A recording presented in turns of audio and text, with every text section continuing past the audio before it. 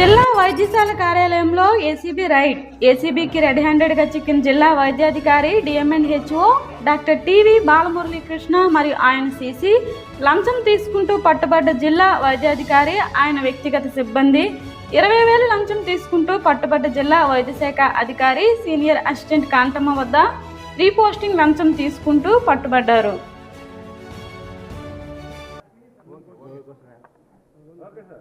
Srikakulam rural PHC primary health సెంటర్లో పనిచేస్తున్నటువంటి ఒక సీనియర్ అసిస్టెంట్.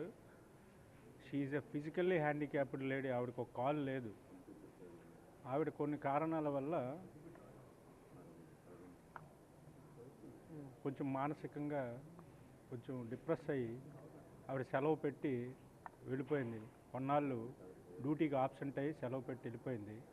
తర్వాత కిందటి సంవత్సరం అక్టోబర్ నుంచి ఈ సంవత్సరం జనవరి వరకు ఆవిడ మెడికల్ లీవ్లో ఉండి సబ్సిక్వెంట్ ఆవిడ జాయిన్ అవ్వడానికి కన్సర్న్ పిహెచ్సికి వెళ్తే ఆ కన్సర్న్ పిహెచ్సి డాక్టర్ గారు అయినటువంటి డిఎంఎన్హెచ్ఓ గారికి రిఫర్ చేశారు.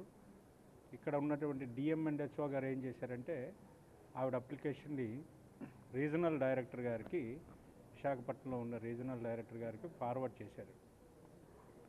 ఈవిడ కేసుని కన్సిడర్ చేయండి, ఈవిడ ఇన్నాళ్ళు సెలవు పెట్టి వచ్చిందని చెప్పి. సో దాని మీద ఈవిడ ఉన్నటువంటి పొజిషన్ చూసి మానవతా దృక్పథంతో ఈవిడికి గత ఫిబ్రవరి నెలలో 2025 ఫిబ్రవరి నెలలో ఆవిడకి ఆర్డర్ ఇచ్చారు. ఏమని, మీరు పిహెచ్సిలో జాయిన్ అవ్వండి, అదేవిధంగా డిఎంఎన్హెచ్ఓ శ్రీకాకుళం గారికి ఇన్స్ట్రక్షన్స్ ఇస్తూ మీరు సదరు సీనియర్ అసిస్టెంట్ అయినటువంటి ఈ ఫిజికల్ హ్యాండిక్యాప్డ్ లేడీ ఎవరైతే ఉన్నారో ఆవిడకి పోస్టింగ్ ఆర్డర్ ఇవ్వండి, కౌంటర్ డివో ఇవ్వండి అని మూమెంట్ ఆర్డర్ అంటారు వీళ్ళు మెడికల్ పరిభాషలో. వీళ్ళు ఇక్కడ ఈ మూమెంట్ ఆర్డరు ఇవ్వండి అంటే ఆ దినము నుండి ఈ రోజు వరకు ఆవిడ కాళ్ళు లేకపోయినా మెట్లెక్కి అరిగిపోయేలా తిరుగుతుంది డిఎంఎన్హెచ్ఓ గారి ఆఫీస్ చుట్టూ. 20,000 లంచం ఇవ్వందే ససేమేరా ఇవ్వమని కరాఖండిగా చెప్పడం జరిగింది.